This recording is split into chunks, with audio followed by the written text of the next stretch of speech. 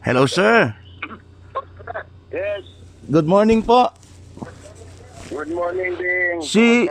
Ito mabuti naman, sir, kasi lockdown kami rito, 24 hours na walang labasan ng bahay. Oo, ganun din kami. Yun nga po eh. Kayon sir, alam niyo naman sir na marami po na tayong mga kababayan nagtatanong at nagulat po ang mga OFW sa sinabi niyo na hindi kasama yung no work, no pay doon sa mga mabibigyan ng $200 na financial assistance. Oo. Ganito yan din, no? Ganito. Ang priority natin, yung mga nawalan ng trabaho dahil sa COVID-19. Opo.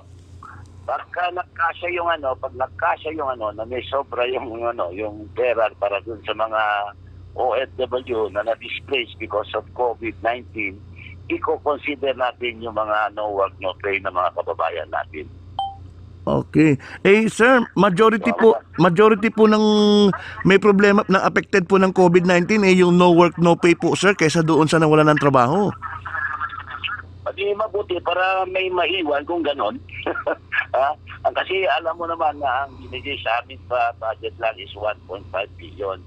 Okay. And this is intended, primarily, this was intended para sa mga OFW na na-displaced, na walan ng trabaho dahil dito sa COVID-19.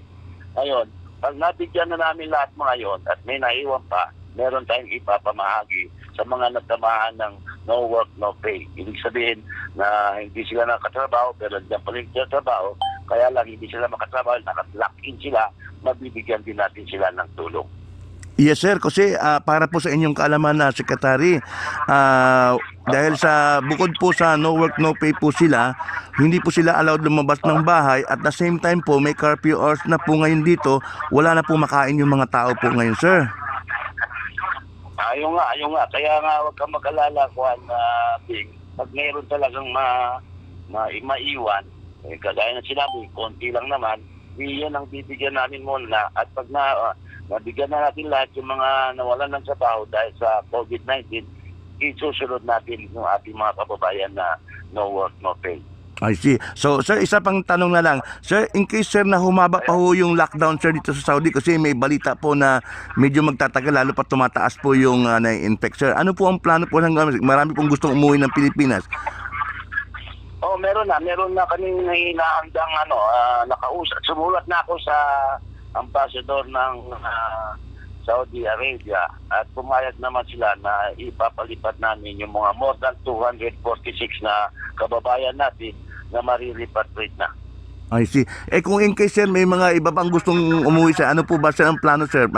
Mapagbibigyan din po siya ng tulong to mga to? Basta merong pang gustong umuwi, tutulungan natin makauwi sila Bing. Sabihan mo sila na gagawa kami ng paraan na maiuwi natin sila. Sige sir. So paliliwanag ko po sa mga OFW dito sir na ang inyo pala.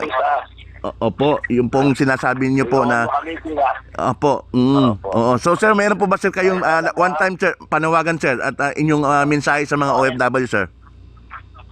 Unang-una, gusto ko iparating sa ating mga OFW na pinalad tayo na inaprobahan ni Pangulong Duterte yung ni-request namin na 1.5 billion.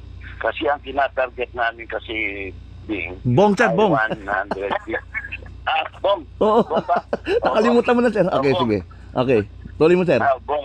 Ang tinatarget namin kasi ay 150,000 na OFW na nawalan ng trabaho dahil sa COVID-19. Ngayon, kagaya ng sinabi ko, pag nabigyan na natin yung mga kababayan natin na nawalan ng trabaho at may naiwan pa dyan sa 1.5 billion, ibabahagi natin sa mga kababayan natin na nawalan ng trabaho for so many days lang yung kamon no work, no pay, pero nandiyan pa rin sila sa kanilang trabaho.